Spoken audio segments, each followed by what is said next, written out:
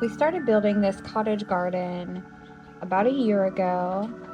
Then in late winter this year, we started transforming our front yard into the cottage garden. Hey guys, welcome back to Garden and Grease. And if we haven't met yet, my name is Nikki, and here on Garden and Grease, we make videos about everything to do with our backyard homestead adventures. That includes our vegetable gardens, our flower gardens, like our cottage garden that I'm going to show you today, just right around this corner, and processing and preserving our harvest. And chickens. That's my bag. And now I'm going to be showing you our new cottage garden. I'm also going to try to put the seed packets, if I still have them, on the screen, or at least a name of the plant. If I miss one and you want to know what it is, please ask me in the comments. All right, here we go. And the Russian sage, even though I pruned it all the way back to the ground because I was hoping it'd have a really nice form to it when it grew, it didn't. It's still kind of wild looking. And I think that's because this is not exactly a full sun location in the garden. It only really gets morning sun. I think it would have been a little more compact, and not necessarily compact, but a better uniform shape to it. There's two of them in here. And then there's a whole bunch of lily of the valley just mingled all through. And that was all originally in here when we got the property, along with a ton of other invasive species. And back behind all of this are some Asiatic lilies, which were all a clearance thing at like a Home Depot or a Lowe's. I think I got it for $1 or $2, and plopped them in. And I didn't have high hopes because they didn't look so healthy, but they multiplied. There was 2 of them in there, and now there's a whole bunch. And I'm going to try to put a clip on the screen of what they looked like when they were in bloom, but I've already trimmed their blooms back. In front of it, we have Nigella in a couple phases here. So we even have a Nigella that hasn't opened yet. And then we have the flower fully open and beautiful. And then a seed pod. We have a bunch of seed pods, and those are beautiful. I've got a couple of these in this garden, and I'm going to let some of them seed out and reseed themselves. And then some I'm going to cut and save for dried flowers because it's really pretty. Just the seed pod and the dried flower arrangements. These are straw flower seedlings I put in. And tucked back in here is a dahlia. And that one is the Ivanetti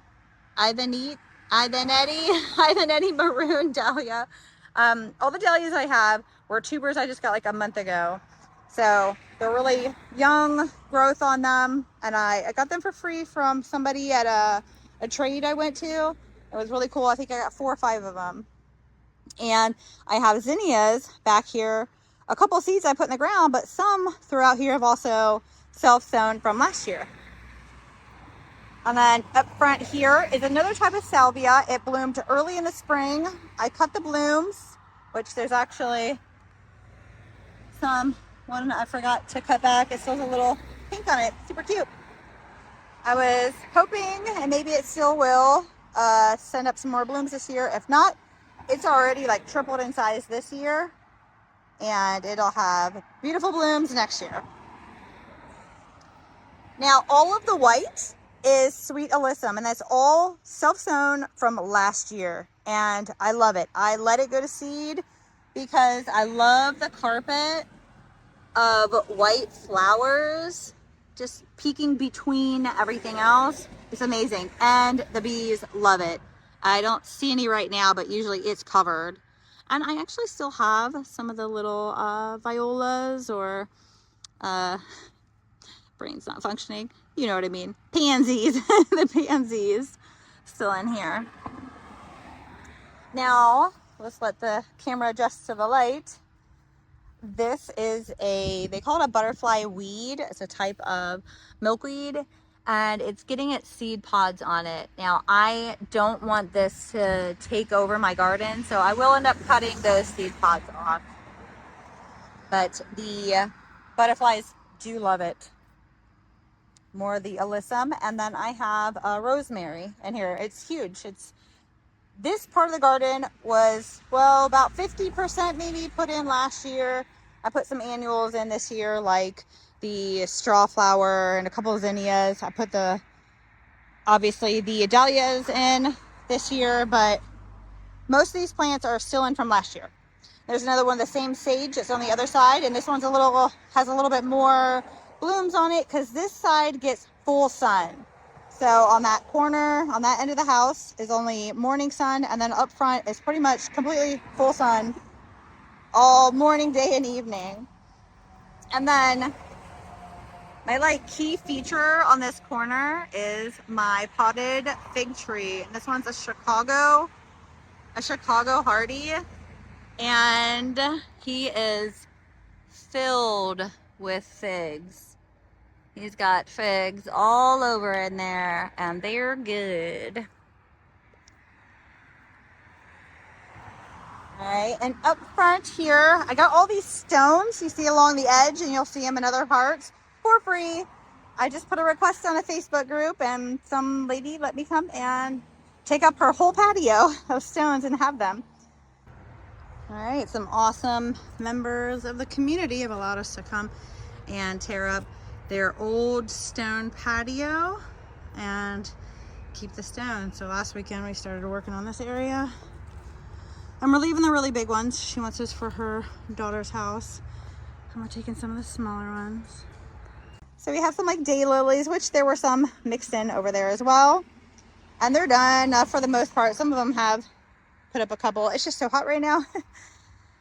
There are some of the same.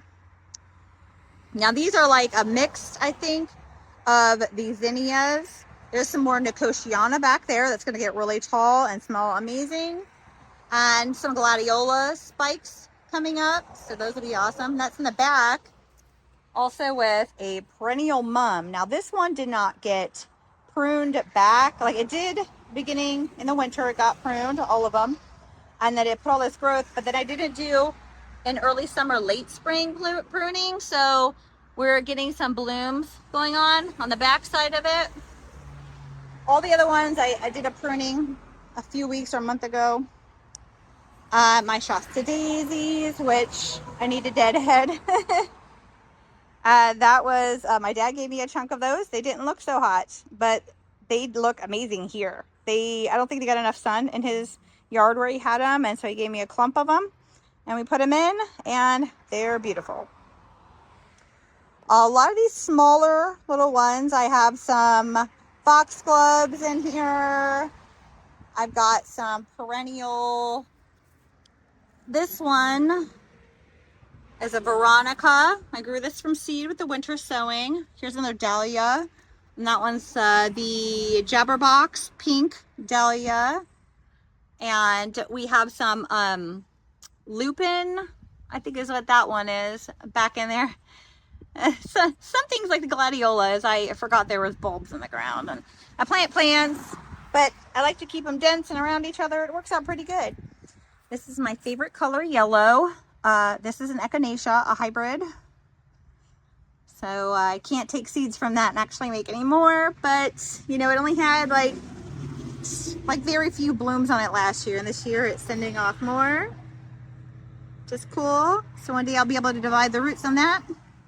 We got some more zinnias that were self-sown from last year. We got a little bud on one. And lavender here. And I've got lavender in a couple places, and they're different lavenders. Like I have a lavender down in there, which is done, spent. That was a short pink lavender. I can't remember the name of this one. If I can find the tag, I'll put it on. I had purchased that plant. And there's some more young foxgloves. Next year they'll get their spikes. I have onions intermingled amongst all of this as well. These are a pretty white marigold. I'll put that on the screen. Some more of the pansies. And this is beautiful. Look at these. pink beauties. That's the Baptisia. It's amazing. It's gorgeous. And then down inside there we have some echinacea. Those are started from seed over the winter. And behind that is a pear tree. I think that is the Bartlett pear, I believe. I have 2 pears up here. And I'm going to end up espaliering them if I can get around to it. And this one is the Bartlett. Yes. And a sunflower. A sneaky sunflower, which is cool. Look at all the onions down there. Oh, yeah. And we have some pepper plants in a pot. They like it up front here. And I thought they weren't going to make it, but I put them in a pot anyway, and they're doing good. The lamb's ear loves it up here. This is a short one. It won't get the tall stalks on it. Echinacea, traditional echinacea there. And we have some forget-me-not, which I think these are 2 different types because this one isn't as pink, as blue as that one. So maybe it's not a forget-me-not, but it looks just like it. We have a little bit of nigella in here. It's kind of flopped over. Some sedum, some random little annuals that I had put in here to kind of fill that little gap. We have some big, beautiful autumn joy sedum here, flanking with steps, as well as on the other side. And then in these pots, I have some petunias, super petunias. And behind them, a shorter version. It was supposed to be an annual mum, but they perennialized, so that's cool with me. And my miniature roses in pots. So cute. Everything got watered this morning. It's already dry. Some more Nicotiana back here. And gladiolas, which are really floppy and hanging over. Some of them are already spent. They already did their thing and they're laying down. Same with the poppies. Not looking so hot. The peony down there. I think it's buried too deep, so I'm gonna dig it up this fall and try to get it a little higher up. And then there's our other pear, is an Asian pear that's going to pollinate with the Bartlett.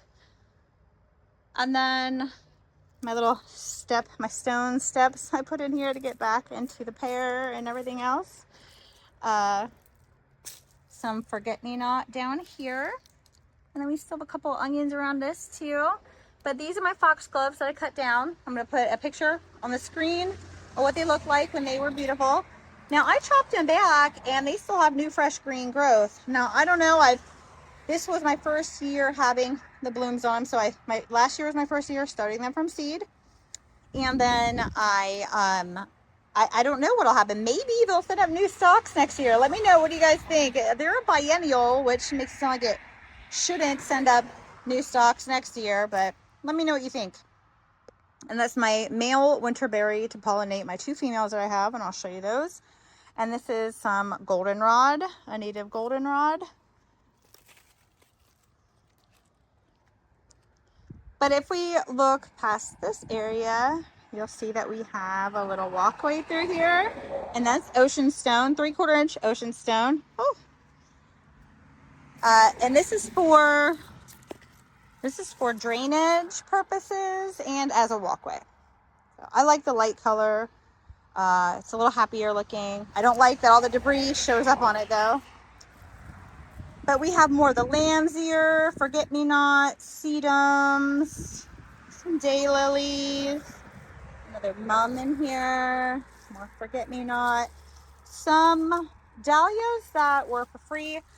They're a short version, a spring dahlia, and they were just giving them out for free because they were spent. But they've already rebloomed for me a couple times, so I'm happy to have had them. Some young foxgloves to take over for next year. Lupin, and this is my limelight hydrangea. And it is only just now getting some little buds on it. I don't think it's doing as well. Now this is put in last fall, but I don't think it's doing as well because it doesn't get full sun in this corner. Because we're already in the shade right here right now. We're in the evening. But on the other side, We come around to the other side of this waterway, drainage way, which I did put fabric under this, but nothing else, just under my stone. I did another little stone walkway going into the center of, this is all first year garden space here.